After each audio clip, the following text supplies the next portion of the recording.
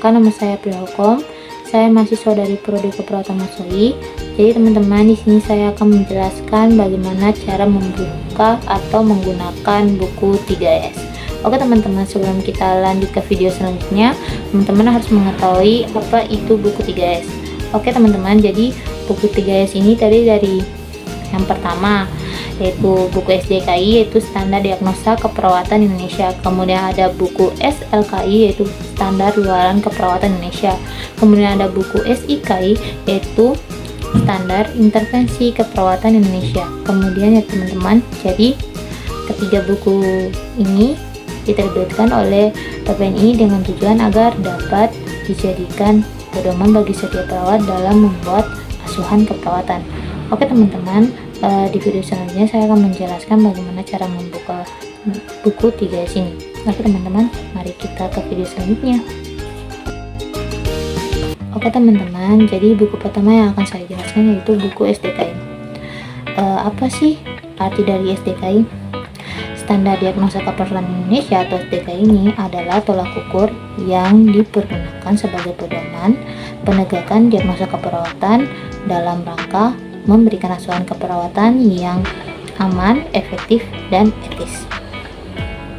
Jadi teman-teman, di sini sudah terdapat daftar isi, di mana daftar isi ini sudah mencakup halaman-halaman yang akan kita cari. Jadi tidak perlu susah-susah lagi mencari halaman karena sudah ada daftar isi. Oke teman-teman, di sini dalam membuka buku SDKI ini saya akan mengambil satu diagnosa keperawatan, yaitu contohnya diare. Diare ini terdapat di halaman 58. Oke teman-teman, mari kita buka di halaman 58.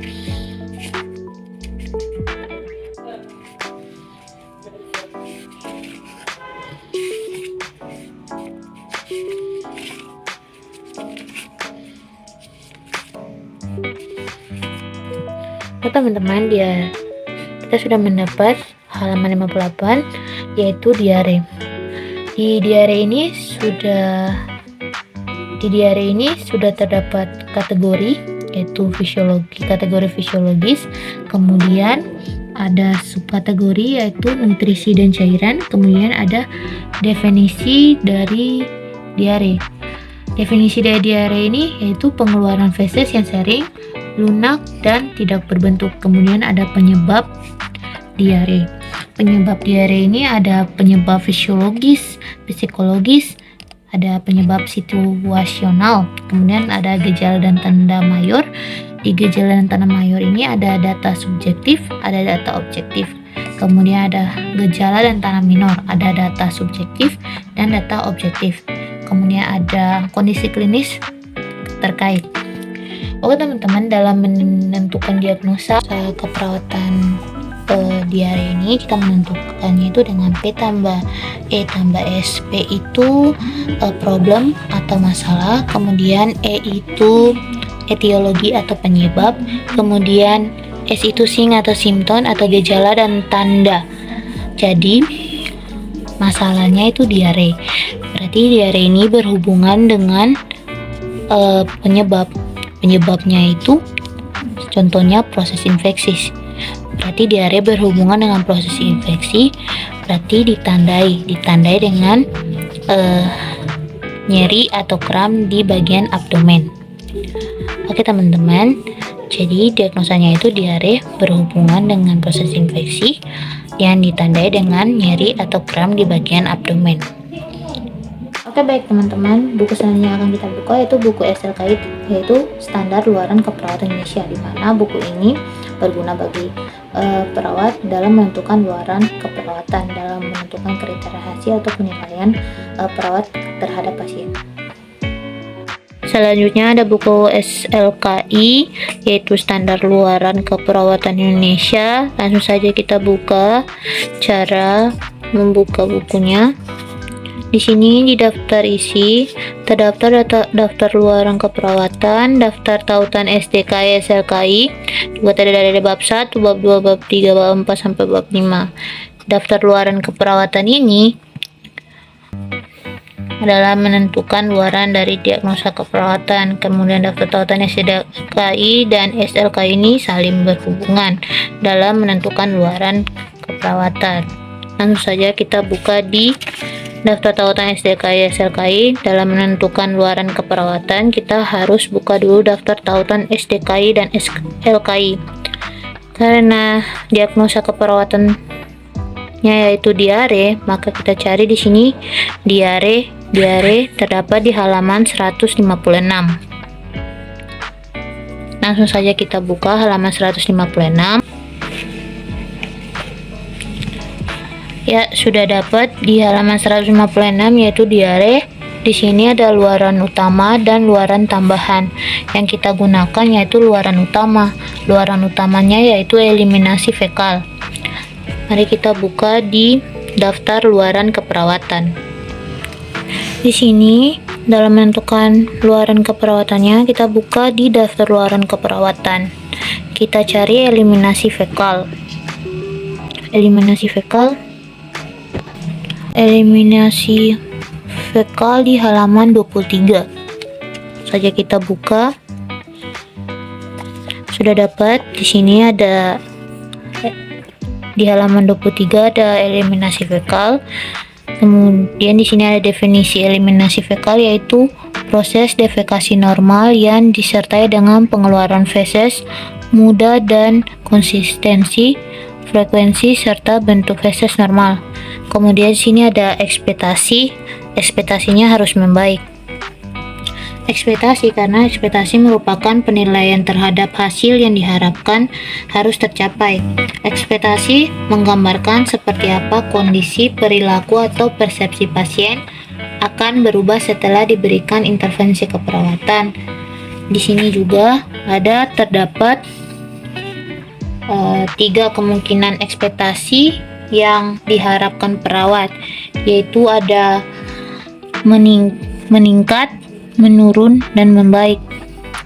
Meningkat berarti bertambah dalam ukuran jumlah atau derajat atau tingkatan.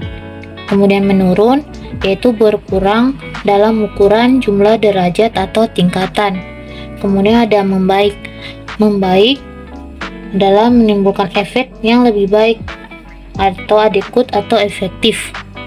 Di sini juga terdapat kriteria hasil. Kriteria hasil merupakan hasil atau karakteristik pasien yang dapat diamati atau diukur oleh perawat dan dijadikan sebagai dasar untuk menilai pencapaian hasil intervensi keperawatan. Kriteria hasil juga dapat disebut sebagai indikator karena menggambarkan perubahan yang ingin dicapai setelah pemberian intervensi keperawatan. Maka setiap kriteria hasil ditetapkan dalam bentuk skor dengan skala 1 sampai 5. Baik teman-teman, buku yang terakhir ini adalah buku SIKI, yaitu buku standar intervensi keperawatan Indonesia. Buku ini sangat berguna bagi perawat dalam melakukan tindakan kepada pasien, yang dimana tindakan-tindakan yang akan dilakukan perawat yaitu tindakan observasi, tindakan terapeutik, tindakan edukasi, dan tindakan kolaborasi dalam menentukan tingkat kesehatan atau kebaikan dari pasien yang akan ditangani. Selanjutnya ada buku SIKI, yaitu Standar Intervensi Keperawatan Indonesia. Langsung saja kita buka cara membuka bukunya. Kita langsung saja ke daftar isi. Di daftar isi ini sudah terdapat daftar intervensi keperawatan, kemudian daftar tautan SDKI SIKI. Dalam menentukan intervensi keperawatan, kita harus membuka dulu daftar tautan SDKI dan SIKI. Kita langsung saja buka di daftar tautan SDKI SIKI. Karena diagnosa kita dan luaran kita itu diare, kita cari diare. Diare terdapat di halaman 455. Langsung saja kita buka. Karena tadi di daftar tautan SDKI dan SIKI itu halamannya itu di halaman 455, tapi kita mendapatnya di halaman 456. Tidak apa-apa ya teman-teman. Langsung saja di sini diare. Di sini ada intervensi utama sama intervensi pendukung. Karena di sini kita harus memilih intervensi utamanya, berarti intervensi utama dari diare ini adalah manajemen diare. Langsung saja kita buka di daftar intervensi keperawatannya. Kita cari manajemen diare.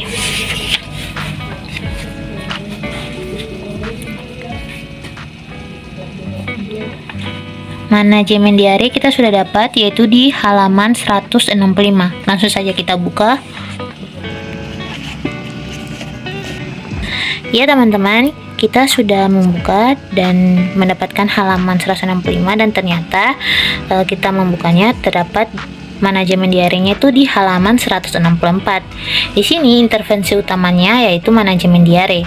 Di sini teman-teman, mohon maaf tadi saya lupa jelaskan, di samping luaran dan intervensi itu terdapat label, yaitu komponen ini merupakan nama dari intervensi keperawatan yang merupakan kata kunci untuk memperoleh informasi terkait intervensi keperawatan tersebut.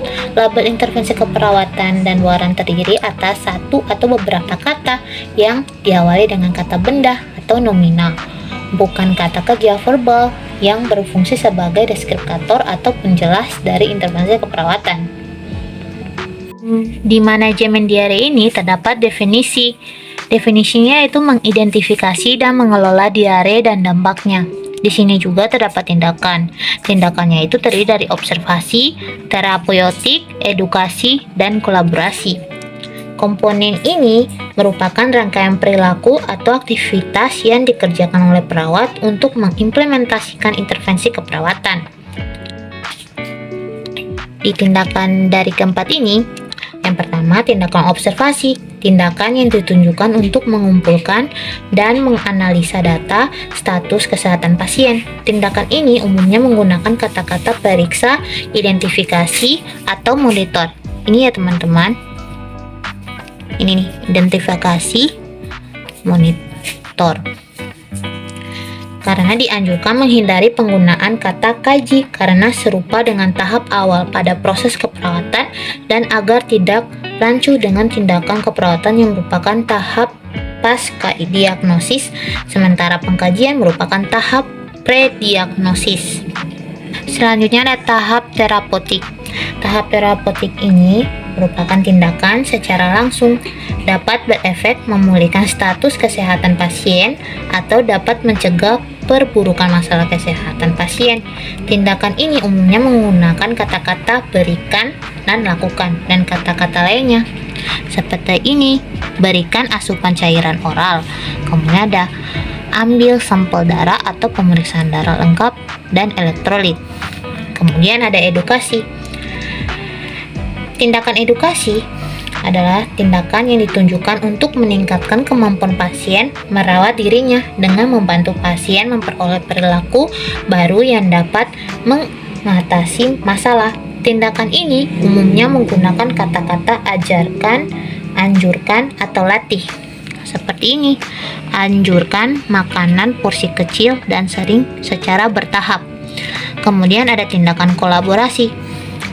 Tindakan yang membutuhkan kerjasama, baik dengan perawat lainnya maupun dengan profesi kesehatan lainnya. Tindakan ini hanya dilakukan jika perawat menentukan penanganan lebih lanjut. Tindakan ini umumnya menggunakan kata-kata kolaborasi dan rujuk. Seperti ini, kolaborasi pemberian obat anti-motilitas, kemudian ada kolaborasi pemberian obat antipasmodik. Terima kasih teman-teman sudah menonton video saya tentang bagaimana cara membuka buku 3S, yaitu buku STKI, SLKI, dan buku STKI. Terima kasih juga buat teman-teman yang sudah menonton video ini dari awal sampai akhir. Semoga video ini bisa bermanfaat dan berguna bagi teman-teman semua. Jika ada salah-salah kata, saya minta maaf. Dan teman-teman jangan lupa like, comment, and subscribe video dan YouTube saya. Sebanyak-banyaknya ya teman-teman. Akhir kata, saya mau ucapkan terima kasih dan sampai jumpa. Bye bye.